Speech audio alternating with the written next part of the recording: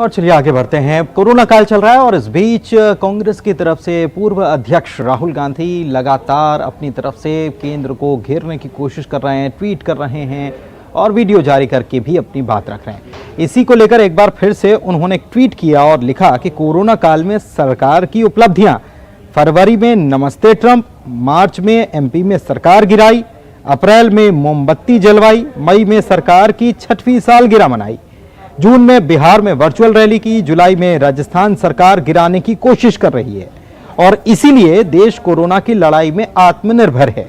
इस पर प्रदेश के गृह मंत्री नरोत्तम मिश्रा और कैबिनेट मंत्री भूपेंद्र सिंह ने पलटवार किया और कहा कि राहुल गांधी सिर्फ ट्वीट कर सकते हैं। पिछले 10 साल के कार्यकाल में अपनी पार्टी को विपक्ष में बैठने लायक भी उन्होंने नहीं छोड़ा है।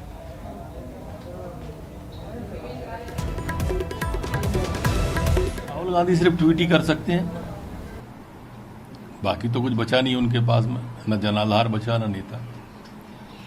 उनके नेतृत्व में 10 साल में आज तक विपक्ष का नेता नहीं बन पाया कांग्रेस का लोकसभा।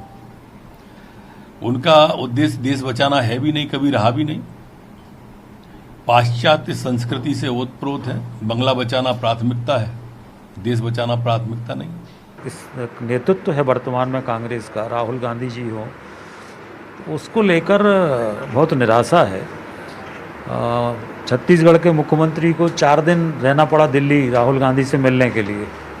एक राज्य के मुख्यमंत्री को राहुल गांधी से मिलने के लिए 4 दिन दिल्ली में रहना पड़े तो कांग्रेस की क्या हालत है, इसकी कल्पना आप कर सकते हैं।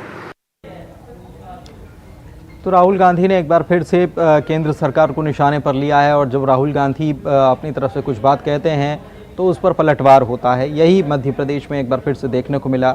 नरोत्तम मिश्रा, भूपेंद्र सिंह दोनों निशाना साधे नजर आए राहुल गांधी पर। चलिए और खबरों के लिए रुख करते हैं सीधे ब्रेकिंग स्टूडियो का, जहां पर मेरे सहयोगी दीपेश मौजूद हैं।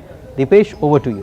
बिल्कुल पुनीत, राहुल गांधी के मसलों को लेकर लगातार पलटवार जारी है। राहुल गांधी पर कैलाश विजयवर्गीय ने पलटवार किया और कहा है कि मानसिक रूप से गड़बड़ लगते हैं राहुल। विदेश नहीं जाने से मानसिक का संतुलन बिगड़ चुका है, इसलिए ऐसे सवाल पूछते हैं।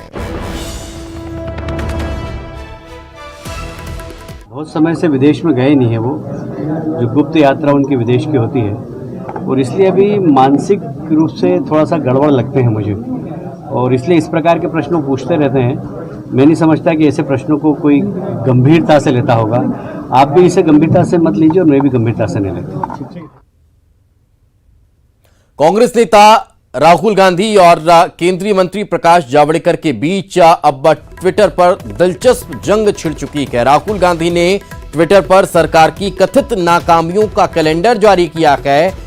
उस ट्वीट पर जवाब देते हुए प्रकाश जावड़ेकर ने सिलसिलेवार सरकार की उपलब्धियां गिना दी हैं। साथ ही कांग्रेस पर जवाबी तीर चलाते हुए पिछले महीनों में हुई विफलताओं का ब्यौरा भी दिया है। जावड़ेकर ने कहा कि कांग्रेस ट्वीट पार्टी बनकर रह गई है, देश की जनता प्रधानमंत्री के साथ है। राहुल के कैलेंडर के जवाब में जावड़ेकर ने भी कैलेंडर जारी किया है। इस कैलेंडर में सिलसिलेवार तरीके से सरकार की पिछले महीनों की उपलब्धियां गिनाई गई है।